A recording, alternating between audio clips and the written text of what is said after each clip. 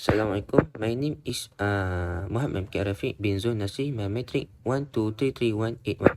Today, our group will be taking you through the fundamental of the counseling, a field dedicated to human growth and healing. To begin, we must ask, what exactly is counseling? It is not merely giving advice or chatting with a friend. As defined in our slide, counseling is a collaborative process that empower individual to explore the thoughts, feeling, and the behavior. Family therapy looks at the dynamic of the whole family unit to promote healthy function. Finally, group therapy offers a collaborative environment where people with a shared experience can learn from another one. Why is this important? The benefits are profound. Counseling lead to improve mental health by helping individuals manage stress, anxiety, and depression. It results in enhanced relationship by providing tools for effective communication and conflict resolution. Most importantly, it fosters personal growth, helping individuals identify their strengths, overcome limiting belief, and cultivate positive self-esteem. I will now pass the floor to the next speaker to discuss the theoretical approach.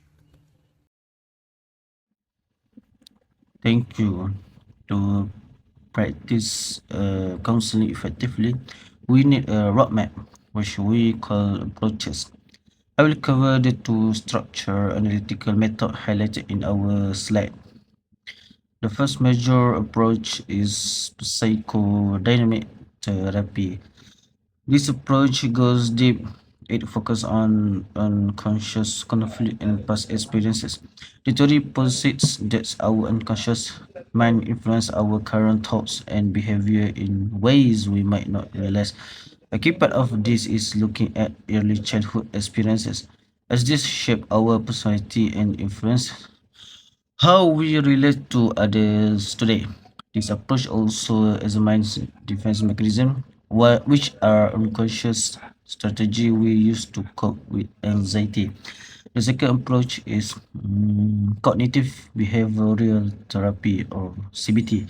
Unlike the psychodynamic approach, which look back, CBT often look at the now. It focuses on the relationship between our thoughts, feeling, and behavior.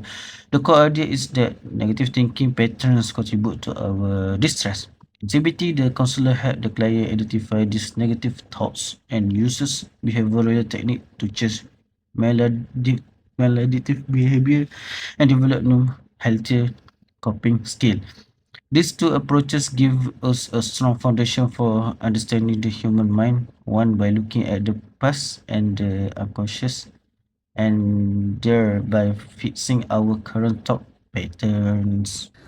Humanistic approaches and the counseling process. Today, we will continue our discussion on theoretical frameworks in counseling. Our focus will be on approaches that emphasize human potential, followed by an explanation of the counseling process itself. First, let us look at humanistic therapy. This approach has a very positive view of human nature. It emphasizes self-actualization, which is the natural drive of individuals to reach their full potential and live meaningful lives. In this approach, the client is seen as the expert on their own life. The counselor's role is not to judge, but to help the client gain deeper self-understanding. One of the most important concepts is unconditional positive regard, which means accepting and valuing the client without judgment, regardless of their experience or behaviors. This attitude helps build trust and emotional safety in counseling. Closely related to this is existential therapy.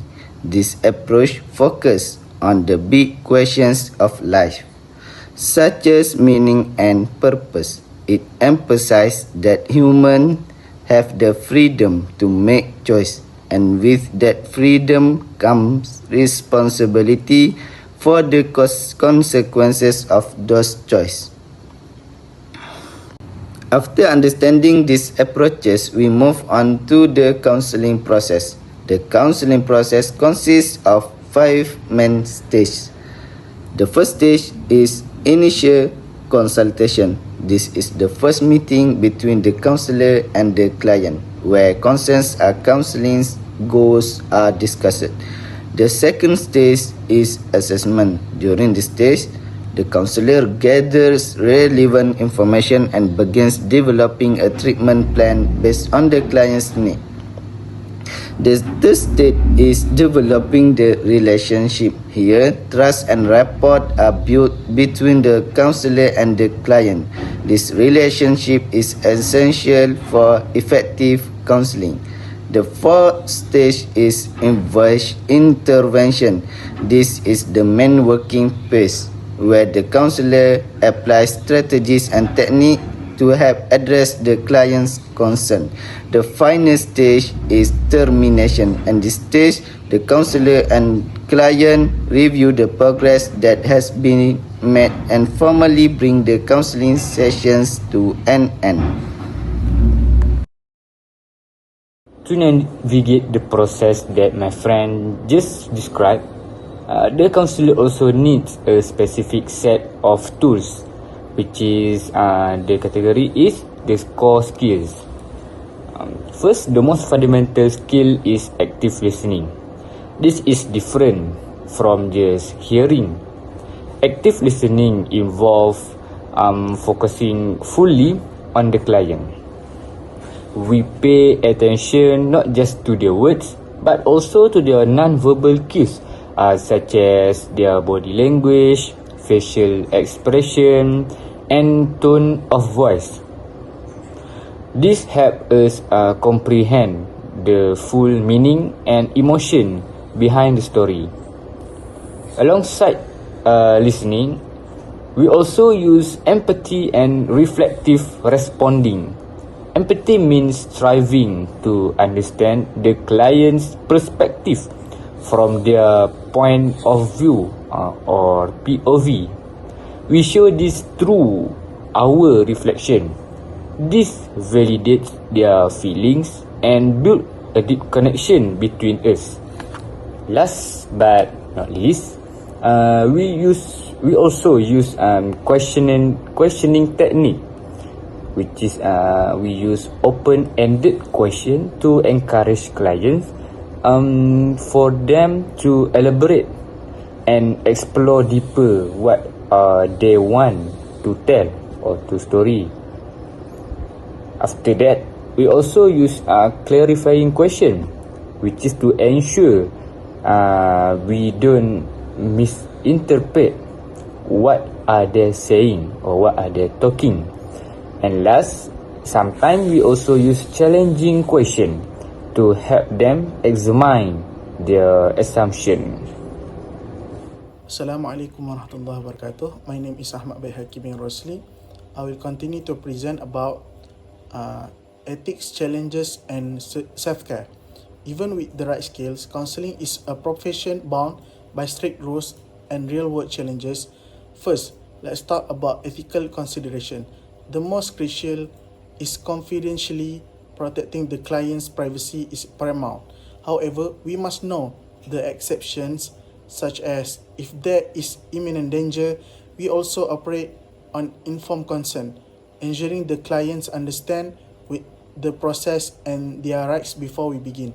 We must also avoid dual relationship where personal and professional lines get blurred, as this can cause conflicts of interest. We also face difficulties. Clients may show resistance or denial, refusing to acknowledge their reality. We also deal with transference, where a client projects feelings from past relationship onto us, the counselor, because this work is emotionally demanding. Counselor self-care is not optional, it is essential. Our slides recommends for a healthy routine, getting 4 hours of sleep for mental clarity, engaging in 30 minutes of exercise to reduce stress, and practicing mindfulness for emotional regulation. If we don't care for ourselves, we cannot care for others. To conclude our presentation today, I want to address a crucial question for us as students at USIM. How do we benefit from this counseling knowledge and skill in our role as a da'i? The skills we have learned today are direct applicable to dakwah. First, look at the active listening. In the dakwah fardiyah, individual preaching, we often rush to speak, but counseling teaches us to listen first, to understanding the mad'u, struggles and non-verbal cues before offering the guidance. Second, consider empathy. A da'i must strive to understand the perspective of the people.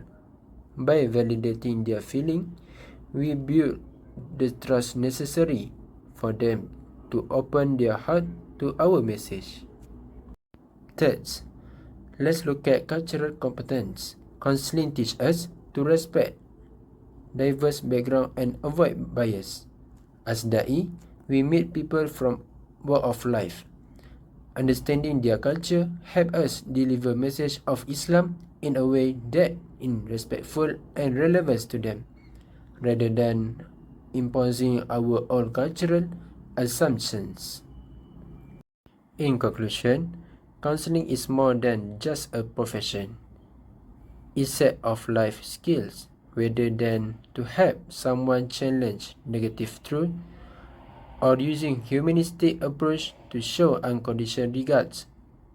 These tools make us better listeners and more ethical professionals and more effective leaders in our community. That's all from me. Thank you.